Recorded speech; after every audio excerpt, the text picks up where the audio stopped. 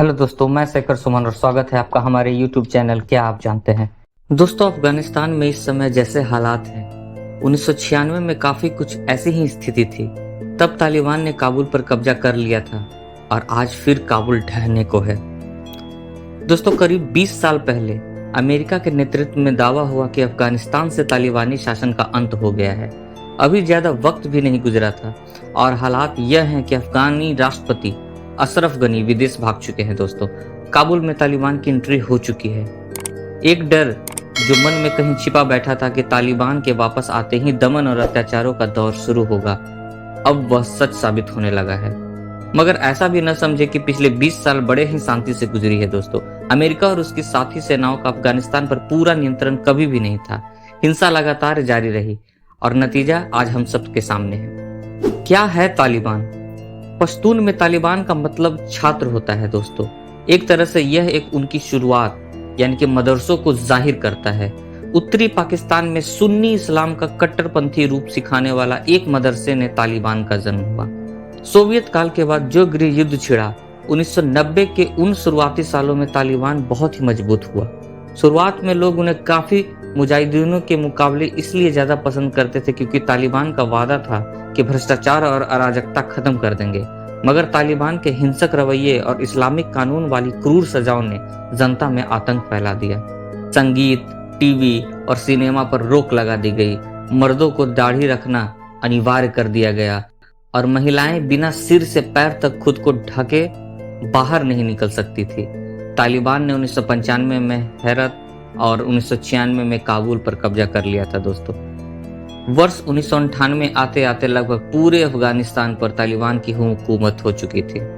तालिबान की कमाई आखिर कहां से होती है? तालिबान को पैसों की कोई भी कमी नहीं। हर साल $1 बिलियन से ज्यादा की कमाई होती है। एक अनुमान के मुताबिक उन्होंने 2019 से 20 में $1.6 बिलियन कमाए थे। तालिबान की इनकम के मुख्य जरिए कुछ इस प्रकार हैं। ड्रग्स। दोस्तों, अफीम बेचकर हर साल अफगानिस्तान $416 मिलियन कमाता है। खनन से पिछले साल $464 मिलियन की कमाई हुई। रंगदारी के मामले में $160 मिलियन। चंदा के मामले में 2020 ईस्वी की बात करें दोस्तों तो $240 मिलियन की कमाई हुई। निर्यात के मामले में हर साल $240 मिलियन और रियल एस्टेट बिजनेस में हर साल $80 मिलियन का कमाई की जाती है।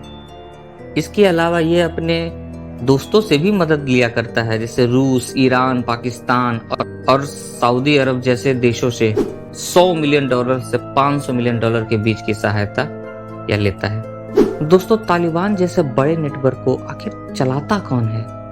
दुनिया में आखिर इन्होंने आतंक कहां और कब कब फैलाया? दोस्तों, तालिबान का नेतृत्व क्वेटा शूर नामक की काउंसिल करती है। यह काउंसिल क्वेटा से काम करती है। 2013 में तालिबान के संस्थापक मुल्ला उमर की मौत हुई और उसके उत्तराधिकारी मुल्ला अख्तर मंसूर को 2016 की ड्रोन स्ट्राइक में मार गिराया गया। तब से मौलावी हैबतुल्लाह अख्उंदजादा तालिबान का कमांडर है। उमर का बेटा मुल्ला मोहम्मद याकूब भी हैबतुल्लाह के साथ ही है। इसके अलावा तालिबान का सह संस्थापक मुल्ला अब्दुल गनी बरादर और हक्कानी नेटवर्क का मुखिया सिराजुद्दीन हक्कानी भी तालिबान का हिस्सा है। तालिबान ने साल 2001 में बामियान में स्थित महात्मा बुद्ध की 2 बड़ी मूर्तियों को बम से उड़ा दिया था। दोस्तों, वर्ष 2012 में तालिबान ने एक स्कूली छात्रा मलाला यूसुफजई को निशाना बनाया, पर बाद में मलाला को नोबेल शांति पुरस्कार से सम्मानित भी किया गया।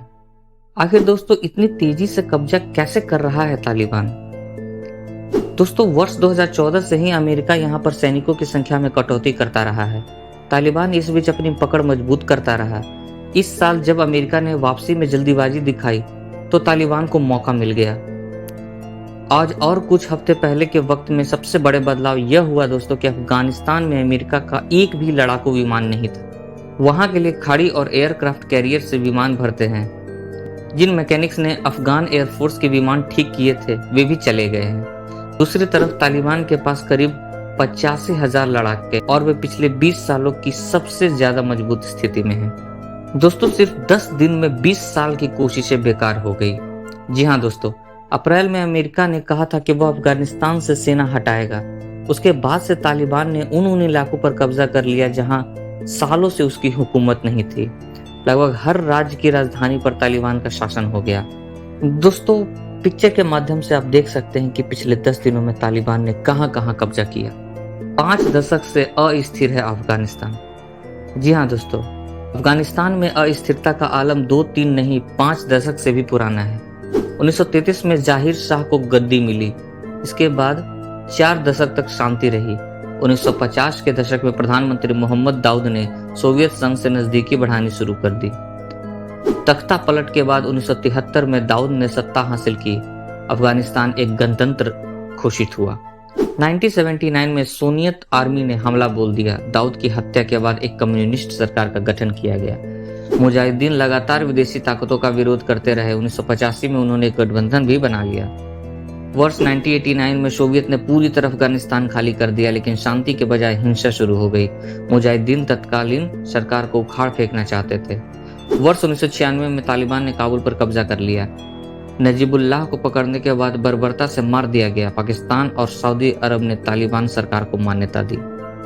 9/11 हमलों के बाद अफगानिस्तान ने तालिबान के खिलाफ तेजी से एक्शन लिया।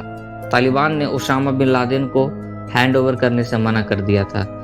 वर्ष 2002 में नाटो ने अफगानिस्तान की सुरक्षा अपने हाथ में ले ली। हामिद करजई को पहला राष्ट्रपति चुना गया। 2004 में अफगानिस्तान का नया संविधान बना। करजई पहले राष्ट्रपति निर्वाचित किए गए। वर्ष 2009 में अमेरिका ने कहा कि 1,40,000 सैनिक और वो भेजेगा। वर्ष 2011 में अमेरिका ने ओसामा बिन लादेन को पाकिस्तान में मार गिराया। वर्ष 2013 में तालिबान के संस्थापक मुल्ला उमर की कराची में मौत हो गई। वर्ष 2014 से अमेरिकी सैनिकों की कमी शुरू हो गई। अफगान सुरक्षा बलों ने जिम्मा संभालना शुरू किया। उग्रवाद बढ़ने लगा। वर्ष 2020 आते आते तालिबान की पकड़ खासी मजबूत हो चुकी थी दोस्तों। अमेरिका ने 29 फरवरी को उनके साथ शांति समझौता किया कि 14 महीनों के भीतर देश छोड़ देंगे। वीडियो कैसी लगी दोस्तों, कमेंट करके ज़रूर बताएं। और अगर आपको वीडियो अच्छी लगी हो तो हमारे चैनल को सब्सक्राइब करें, वीडियो को लाइक करें और अपने लोगों के साथ शेयर करें। जय हिंद।